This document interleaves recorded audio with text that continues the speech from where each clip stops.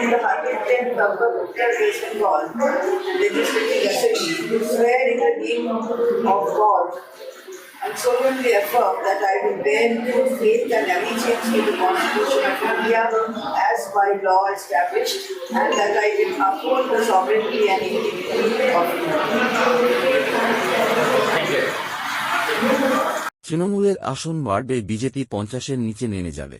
ব্যারাকপুরে মনোনয়ন জমা দিয়ে বললেন বিদায়ী মন্ত্রী তৃণমূল প্রার্থী চন্দ্রিমা ভট্টাচার্য। তিনি দলের নেত্রী মমতা ব্যানার্জির প্রতি কৃতজ্ঞতা প্রকাশ করেন, দাবি করেন আমাকে উত্তর দমদমের মানুষ আবার নির্বাচিত করে মমতা ব্যানার্জিকে নবান্নে পাঠাবে।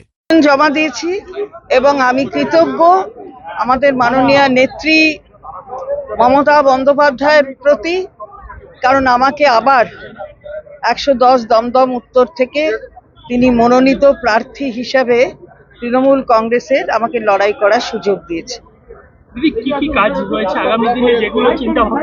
সে কাজের কথা কাজের সময় বলবো। আজকে মনোনয়ন হয়ে গেছে, মনোনয়ন কাজ প্রচুর হয়েছে এবং কাজের অবশ্যই উন্নয়নের সীমা থাকে না, আরো সময়ের সাথে তাল রেখে যা যা করবার সেগুলো আমরা করব।